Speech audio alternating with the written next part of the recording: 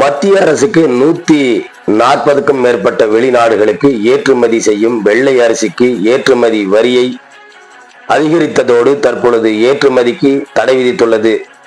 இதனால் விவசாயிகள் உற்பத்தி செய்யும் நெல்லுக்கு உண்டான விலை கிடைக்காமல் விலை வீழ்ச்சி ஏற்பட்டுள்ளது.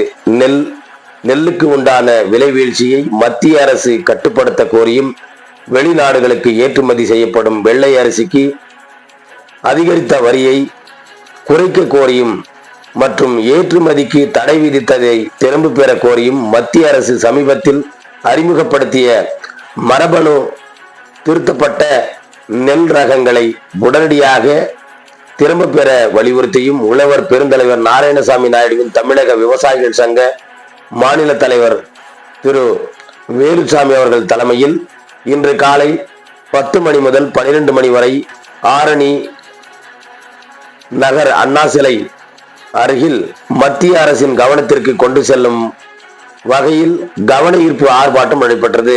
இந்த ஆர்ப்பாட்டத்தின் முடிவில் அண்ணா சிலையிலிருந்து தமிழக விவசாயிகள் அனைவரும் ஆரணி பஜார் வழியாக பேரணியாக புறப்பட்டு சென்று ஆரணி கோட்டாட்சியர் அலுவலகத்தில் மத்திய அரசுக்கு உண்டான கோரிக்கையை மனு கொடுக்கப்பட்டனர்.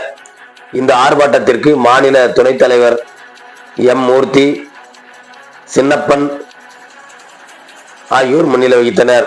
ஆர்ப்பாட்டத்திற்கு வருகை தந்த அனைவரையும் குணநிதி அவர்கள் வரவேற்று சிறப்பு அழைப்பாளர்களாக வருகை தந்துள்ள தமிழ்நாடு விவசாயிகள் சங்கத்தின் தலைவர் கணேசன் மற்றும் மாநில துணைத் தலைவர் ராஜபெருமாள், மாநில அமைப்பாளர் கணபதி, செங்கம், ராமலிங்கம், கோட்டவரம்பாளையம் சிவராமன், கணபதி, காலடி, எம்ஜிஆர், ஏழுமலை, பனம்பட்டு ரமேஷ், போலூர் சுதாகர், பார்த்திபன், அகரம், ஜானகிராமன், சுரேஷ், கலசப்பாக்கம் ஜட்டனமூர்த்தி, கேட்டவரம் பாளையம் சுந்தரம் மற்றும் முன்னணி விவசாயிகள் சங்க நிர்வாகிகளும் ஏராளமான விவசாயிகளும் கலந்து கொண்டு ஆர்ப்பாட்ட முடிவில் அகரம் குப்பன் அவர்கள் நன்றி கூறினார். அரிசி ஆலைகள் இயங்கி வருகிறது. அதன் காரணமாக இன்றைக்கு விவசாயிகள் தமிழ்நாடு முழுவதும் விவசாயிகள் உற்பத்தி செய்த நெல்லுக்கு விலை வீழ்ச்சி. அதன் என்ன காரணம் என்றால் மத்திய அரசு 140 நாடுகளுக்கு மேல ஏற்றுமதி செய்த அந்த அரிசி தடை விதிச்சிருக்காங்க. 140 நாடுகளுக்கு மேல 40% அரிசி நம்ம இந்தியாவில இருந்து போச்சு. அதிகமா பார்க்க போனா தமிழ்நாட்டில் இங்க ஆரணியில இருந்து தான் போச்சு. அப்படிப்பட்ட சூழ்நிலையில இன்றைக்கு அரிசி ஏற்றுமதிக்கு உள்நாட்டின் தேவைக்காக மத்திய உணவுத்துறை அமைச்சகம் இன்னைக்கு தடை விதித்துள்ளது. அந்த தடை விதித்தது மத்திய அரசினுடைய கவனத்திற்கு கொண்டு செல்லும் வகையில் கவன ஈர்ப்பு ஆர்ப்பாட்டம் இன்றைக்கு ஆரணியில் இன்றைக்கு சிறப்பாக நடைபெற்றுக் கொண்டிருக்கின்றது.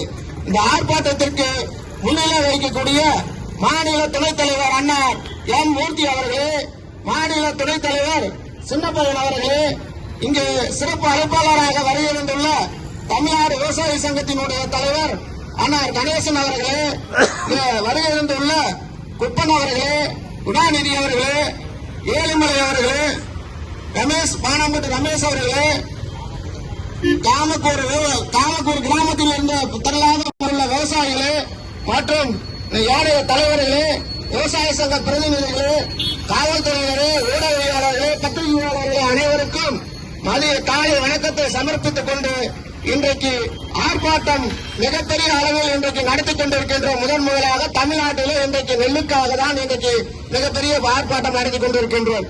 அப்படிப்பட்ட சூழ்நிலையில் இன்றைக்கு மத்திய அரசு இன்றைக்கு உடனடியாக விவசாயிகளுடைய உற்பத்தி செய்த நெல் இன்றைக்கு பழைய நெல் 2000க்கு பக்கம் போச்சு, 1700 1800 போச்சு. இன்றைய சூழ்நிலையில 1100 1200 தான் இன்னைக்கு ஒரு மூட்டை நெல் போகுது. உற்பத்தி இன்னைக்கு என்ன உரம், யூரியா, பொட்டாஸ் காம்ப்ளெக்ஸ், இயற்கை உரம் இதெல்லாம் பார்க்கும்போது மும்மடங்கு ஏறி இருக்குது.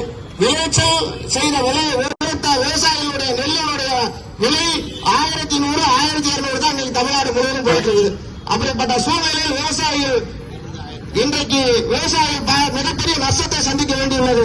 இன்னைக்கு பூச்சி மருந்தை பொறுத்த அளவிற்கு ஜிஎஸ்டி உட்பட இன்னைக்கு மிகப்பெரிய இன்றைக்கு 3 மடங்கு உயர்ந்துள்ளது. அந்த 3 மடங்கு உயர்ந்தும் இன்றைக்கு விவசாயிகளுடைய நிலைமை இன்னைக்கு நாளுக்கு மேல் ஜாலியாக முழக்கத்திருக்குது. அப்படிதான் இன்னைக்கு நிலைமை இருக்குது.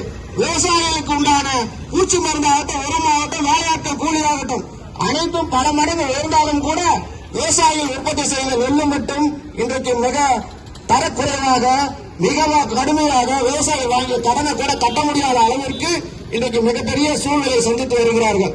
இந்த விலை வீழ்ச்சியை கட்டுப்படுத்த இன்றைக்கு தமிழ்நாட்டிலே ஆளுகின்ற ஆட்சியாளர்கள் தமிழ்நாட்டினுடைய